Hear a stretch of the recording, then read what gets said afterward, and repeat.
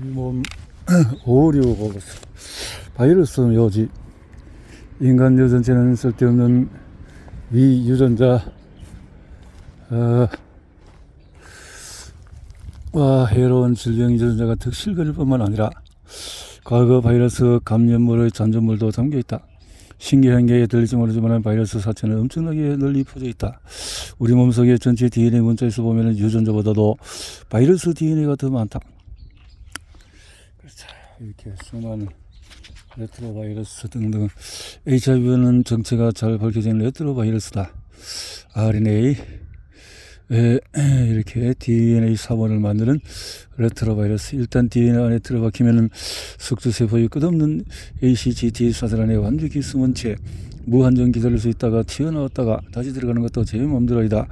바이러스 DNA 사본이 튀어나왔을 때가 바이러스 공격의 활성기이고 다시 들어갈 때가 희명기다. HIV 감염이 이따금씩 심하게 앓다가 비교적 건강하다가 반복하는 것은 이 때문이다. HIV 치료가 여전히 불가능한 것도 이 때문이다. DNA 안에 살고 있으니 어쩔 도리가 없다. 숙주 세포를 죽이지 않고는 바이러스를 죽일 방법이 없다. T세포가 전부 죽으면 면역체가 제 역할을 하지 못한다. HIV 치료에서 큰 성과를 거둔 최근 요법은 환자의 여성 등의 바이러스를 휴면기에 머물게 하는 것이다. 물론 바이러스는 부모에게 자녀에게서 유전적으로 전달되지 않는다.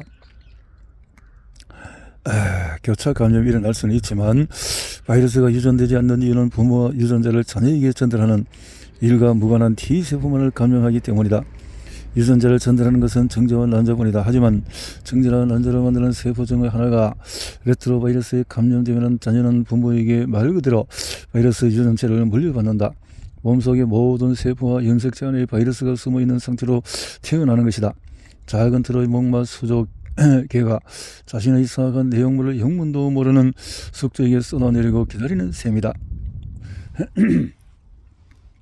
부모는 정자나 난자를 만드는 세포에만 바이러스가 들어있지만 아기는 모든 세포에 들어있다. 이렇게 유전된 바이러스 DNA는 활성 감염을 일으키지 않아도 전부가 될 수가 있다. 실은 활성 상태의 바이러스를 만들 필요가 전혀 없다. 핵심 DNA 안에 자리잡은 바이러스 유전체는 어떤 경우에도 자녀에게 전달이 된다. 바이러스 입장에서는 절대적 승리를 거둔 격이다. 아무것도 하지 않아도 전부가 될 테니 말이다. 이 현상은 인류 역사에서 숱하게 일어났으며 결과인 바이러스 사체는 여전히 우리 몸속에 남아있다. 고맙게도 이 사체들은 그동안 숱한 돌연변이를 겪은 탓에 이제는 거의 어느 것도 감염을 일으키지 못한다. 우리 몸속의 세포 하나하나에 들어있는 DNA의 8%가량이 과거 바이러스 감염의 잔존물이다. 10만 가구에 가까운 바이러스 사체가 들어있는 것이다.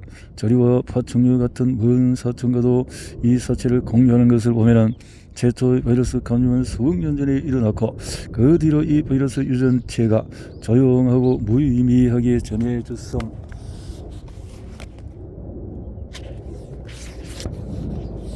을 알 수 있다. 정말로 이 바이러스 사체들은 대부분 아무런 기능도 행하지 않는다. 인체가 사체 하나하나를 하루에 수억 번씩 의무적으로 복제하고 있지만 말이다. 좋은 소식은 우리에게 기생하는 바이러스 유전체의 전부 또는 사실상 사체 상태로 전락하여 활성 바이러스를 우리의 세포에 방출하는 따위의 일을 전혀 하지 않는다는 것이다. 유전되는 바이러스는 대부분 휴면 상태이긴 하지만 피에 젖은 과거사가 있는데 이따금 그 과거사의 현재에 스며들기도 한다.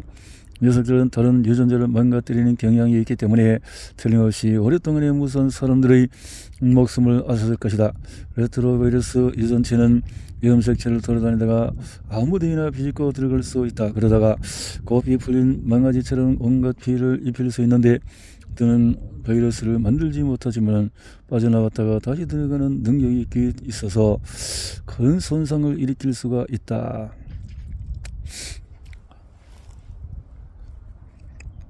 도약 DNA. 마지막으로 설명할 수 쓸데없는 DNA 중에서도 가장 당황스럽고 틀림없이 가장 흔한 유행이다.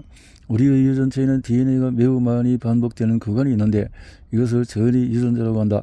전이 유전인자는 유전자가 아니라 세포가 분열하는 덩어리 일어나서 돌아다니다가 자리를 바꾸는 염색체 조각이다. 이것은 앞에 설명한 레트로바이러스 유전체와 다를 바 없다. 지금은 교상하게 들리지 않을지 모르지만 1953년에 바브라 맥클린톡이 전이 유전자의 존재를 처음 제안했을 때에 그것이 얼마나 터무니없어 보였을지 상상해봐라. 옥수수의 부위 줄무늬 색깔이 제멋대로 유전되는 특이한 유전 현상은 달리 설명할 방법이 없었다. 학계에서는 그녀의 이론을 전혀 믿지 않았으며 더은 생각하지도 않고 외면했다. 하지만 그녀는 부단히 노력하여 이론을 던고 발전시켰으며 힘겨운 수백 번의 옥수수 실험을 통해서 검증했다. 그녀가 전이 유전자의 존재를 처음 제안한 지 20여 년이 지났을 때에 세균에서 전이 유전자가 발견했다. 그래서 1983년에 그녀는 과학자로서 최고인 영예인 노벨상을 받았다.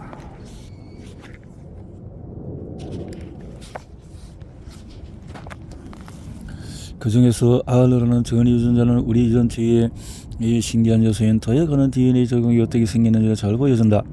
우리가 R로 인자에 대해서 잘 아는 이유는 인간과 그 밖의 영장류에 들어있는 전이 유전자 중에서 가장 풍부하기 때문이다. 인간 유전체에는 100만 개의 R로 인자 사본이 들어있다. 이 사본들은 모든 염색체 위의 유전자 사이에 심지어 내부 등 R로 인자가 인간 유전체에 자리 잡게 된 사유는 믿기지 않을 뿐 아니라 도무지 있을 법하지가 않다. 옛날 옛적에 1억 년 더 지구상에 살던 생물의 유전체에서 7S1이라는 유전자가 기묘한 짓을 했다. 예?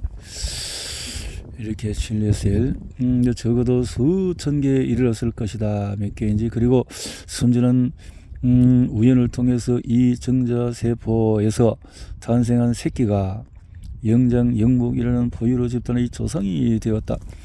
기형 유전자 사본 수십만 개가 생물의 유전체 전체에 퍼질 정도의 분자 사고가 일어났다면 해당 동물에 심각한 악영향을 미쳤을 법도 하지만 영장 성목이 아직도 살아나는 것을 보면 그런 일은 일어나지 않았다. 적어도 당장은 이 사본들은 대부분 별로 중요하지 않은 DNA 부위에 삽입되어 있기 때문에 피해를 일으키지 않았다. 알로 염기서열은 이 최초의 생물로부터 자식에게 퍼져서 결국은 그 예정과 우리 후손의 몸에 단단히 자리 잡았다. 알로는 그 뒤로 나름의 생명을 얻어서 끊임없이 스스로를 복제하고 전파하고 돌연변이를 삽입하고 재삽입했으며 유전체 곳곳을 싸돌아다닌다. 이렇게 쏘돌아다니는 행위는 대체로 무해하지만 이따금 아수라장을 만들기도 한다. 100만 개의 인자가 삽입되어 유전자를 찢어버리면 어떤 피해가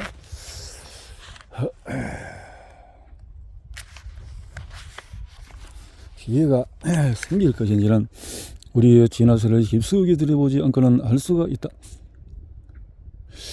악당 알로의 삽입으로 인한 유전자 손상 때문에 인류는 지금까지도 여러 질병에 취약하다. 예를 들면 알로를 비롯한 전이 유전인자는 A형 혈액병, B형 혈액병, 또 가족성 고콜레스테롤 혈증, 중증 복합 면역 결핍, 포르피린증, Dsen 근이양증을 일으키는 망가진 대립 유전자를 만들었다. 알루는 이 중요한 유전자를 비집고 들어가서 완전히 쓰지 못하게 만들거나 심각한 장애를 일으켰다.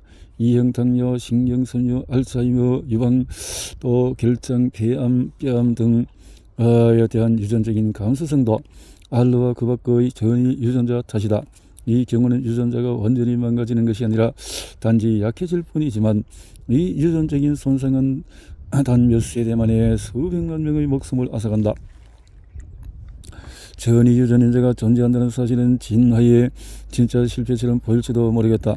이처럼 해로운 유전물질이 자연선택을 통해서 제거되지 않았으니 말이다.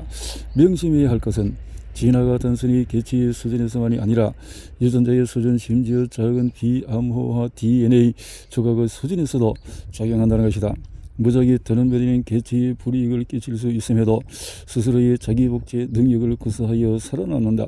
이것이 리처드 도킨스가 이기적인 유전자에서 제시한 위대한 통찰이다.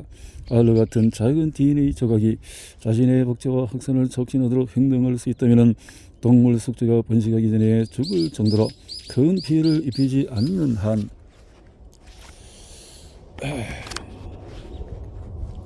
물론 이런 일도 있다금 일어난다.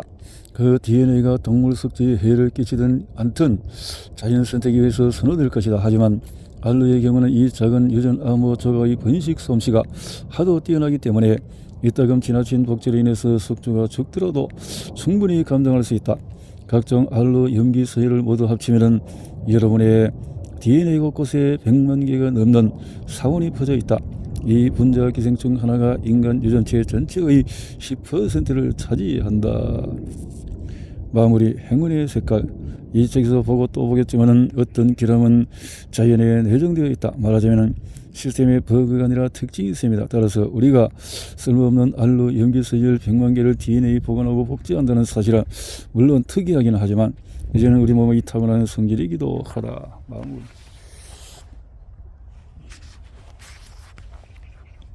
알로의 유형은 돌연변이를 말하는 성향에서 비롯한다.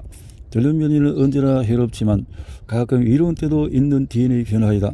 알로는 유전체 곳곳을 돌아다님으로써 해당 생물의 돌연변이율을 증가시키며 심지어 염색체가 반으로 쪼개질 수 있도록 할 수 있다.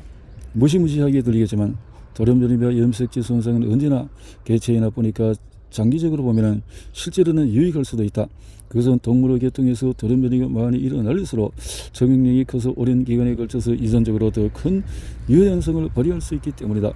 알로 인해서 해로운 돌연변이 때문에 앓고 죽는 사람들에게는 위안이 되지 않겠지만 유익한 돌연변이가 드물게 일어나면 진화의 방향이 극적으로 바뀔 수도 있다. 이를 알아차리려면 매우 길게 내다볼 수 있어야 하지만 드물게 일어나는 이로운 돌연변이라는 자연 선택이 새로운 적응을 만들어내는 원재료가 된다. 약 3천만 년 전에 모든 구세계 원숭이 또 유인원의 조상에게 무작위 알로 삽입이 일어났는데 이 덕분에 풍성한 색깔을 볼 수 있는 능력이 형성되었다. 간단히 말하자면 알로 인자가 여느 때처럼 유전체를 또 쓰시고 다니다가 몹신 유전자가 매우 가까운 염색체에 비집고 들어갔다. 알로 인자는 자신을 복제하고 튀어나왔지만은 무심코 옵신 유전자를 통째로 고스란히 복제하여 그 서문을 데리고 다니게 되었다. 새로 복제된 알로 인자는 유전체에 다른 곳에 끼어들 때에 옵신 유전자 3을 함께 데리고 갔다. 그리하여 이 운 좋은 원숭이는 옵신 유전자 2 종류가 아니라 3 종류를 가지게 되었다. 이것을 유전자 중복이라고 한다. 중복. 삼색형 색각이 되어지고 삼색형 색각이 동물에게 유리한 이유는 원뿔 세포가 3개가 있으면 망막이 더 넓은 스펙트럼의 색깔을 볼 수 있기 때문에.